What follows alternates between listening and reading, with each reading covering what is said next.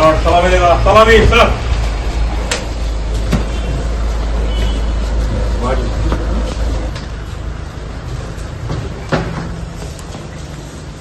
চলছে এসআইআর এর হিয়ারিং পর্ব। ফেব্রুয়ারির মাঝ পর্বে প্রকাশিত হতে পারে চূড়ান্ত ভোটার তালিকা। কোন পথে মুর্শিদাবাদের এসআইআর খতিয়ে দেখতে বুধবার বহরমপুরে এলেন নির্বাচন কমিশনের মালদা ডিভিশনের রোল অবজারভার অলোক কুমার তিওয়ারি। এদিন প্রথমে তিনি সার্কিট হাউসে যান। বহরমপুর সার্কিট হাউস থেকে সোজা বহরমপুর কালেক্টরেট অফিসে মুর্শিদাবাদ জেলা শাসকের দপ্তরে এসে পৌঁছন নির্বাচন কমিশন আধিকারিক। রোল অবজারভার অলোক কুমার তিওয়ারি, মুর্শিদাবাদ জেলা শাসক নিতিন সিংহানিয়ার উপস্থিতিতেই হয় সর্বদলীয় বৈঠক। সর্বদলীয় বৈঠকের পর কি বললেন বিভিন্ন রাজনৈতিক দলের নেতারা, কোন কোন ইস্যু উঠে এলো বৈঠকে? দেখুন, এসআইআর নিয়ে বারে বারে ডিএম সাহেব আমাদের ডাকেন, কিন্তু আমরা যেহেতু প্র্যাকটিক্যালি গ্রাসরুটে কাজটা করি, অনেক সমস্যা নিয়ে আমরা এখানে আসি। দুর্ভাগ্য যে এখানে এসে শুধু আমাদের বলাই হয়, সদুত্তর আমরা পাই না। আমরা কিছু বললেই সেটা ইসিআই দেখানো হয়।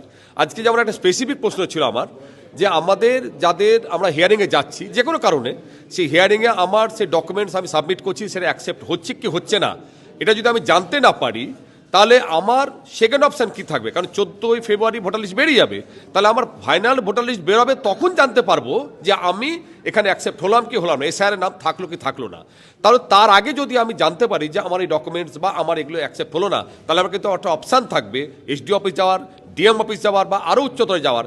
আমরা যখন প্রশ্ন করলাম, ওনারা কিন্তু নিজেরাই বলছে যে আমাদের কাছেও এটা পরিষ্কার না। তো এইরকম নানাবিধ আমরা মাইগ্রেন্ট লেবার নিয়ে বলেছি, যারা এখনও বাইরে আছে তাদের কেন আমরা অনলাইনে ইমিউনাইজেশন ফর্ম ফিল আপের সুযোগ পেলাম, তাহলে অনলাইনে বা আমরা কেন তাদের হিয়ারিংয়ের সুযোগ, তাদেরকে ফিজিক্যালি আসতে হবে।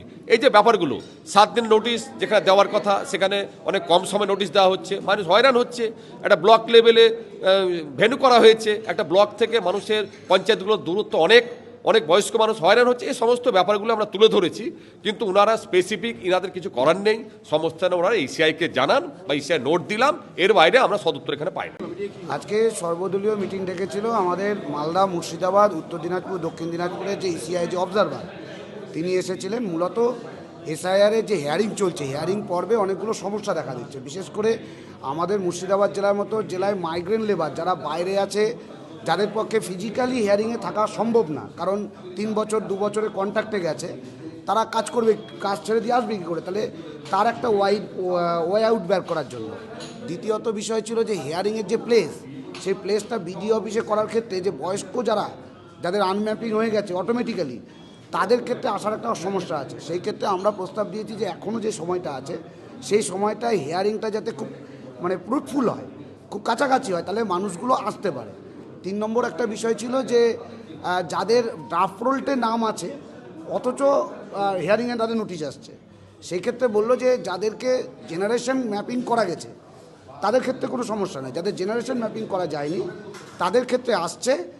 ডিএম লেভেলে এটাকে যাদের সমস্যা হবে 14ই ড্রাফট ফাইনাল রোল বেরানোর পরে যাদের নাম থাকবে না তাদেরও একটা তোলার ব্যাপারে অপশান নতুন করে আমরা দেব, সেটা আপ টু ইলেকশন পর্যন্ত, নমিনেশন পর্যন্ত।